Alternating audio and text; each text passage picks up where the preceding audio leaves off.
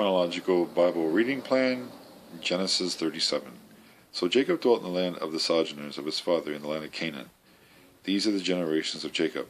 Joseph, when he was 17 years old, was shepherding with his brethren among the flocks.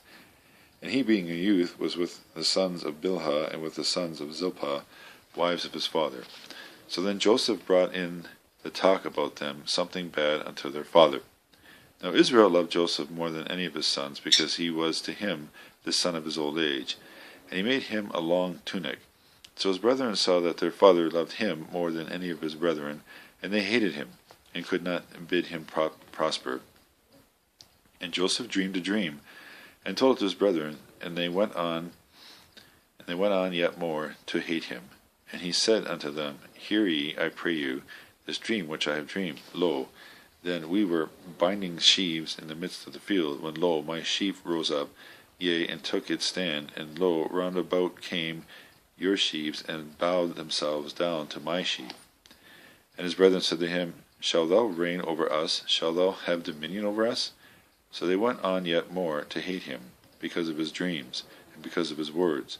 Then dreamed he yet another dream, and related to his brethren, and said, Lo, I have dreamed a dream yet again. Lo then, the sun and the moon and the 11 stars were bowing themselves down to me. So he related it to his father and his brethren, and his father rebuked him and said, What is this dream which thou hast dreamed? Shall we indeed come in, I and thy mother and thy brethren, and bow ourselves down to thee, to the earth? Then were his brethren jealous of him, but his father marked the word. Now his brethren went their way, to feed their father's flock in Shechem. So Israel said unto Joseph, Are not thy brethren feeding the flock in Shechem? Come on, let me send thee unto them. And he said to him, Behold me. So he said to him, I pray thee, look after the welfare of thy brethren, and the welfare of the flock, and bring me back word. And he sent him on the vale of Hebron, and he came in toward Shechem. And a man found him, and lo, he was wandering about in the field. So the man asked him, saying, What seekest thou? And he said, My brethren am I seeking. Do tell me, I pray thee, where they are feeding their flock. And the man said, They have broken up from hence, for I have heard them saying, Let us go our way towards Dothan. So Joseph went after his brother, and found them in Dothan. And they saw him afar off. And ere yet he drew near unto them, they conspired against him to put him to death.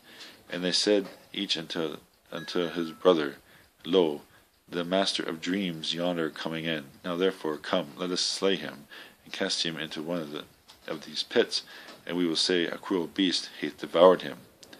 And let us see what happens of his dreams. And Reuben heard it, and rescued him out of their hand, and said, Let us not smite him, so as to take his life. And Reuben said unto them, Do not shed blood.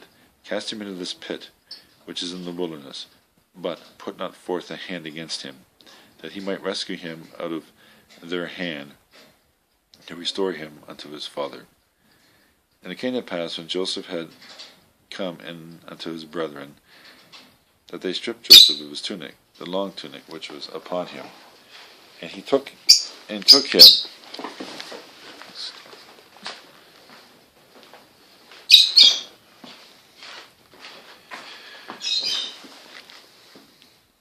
it came to pass, when Joseph had come into his brethren, that they stripped Joseph of his tunic, the long tunic which was upon him, and took him, and cast him into the pit. But the pit was empty, there was in it no water. And when they had sat down to eat bread, they lifted up their eyes, and look, and lo, a caravan of Ishmaelites, coming from Gilead, and their camels were bearing targaneth gum, and balsam, and citrus gum, and they were going their way, to take them down to Egypt. So Judah said unto his brethren, What profit that we slay our brother, and conceal his blood? Come, let us sell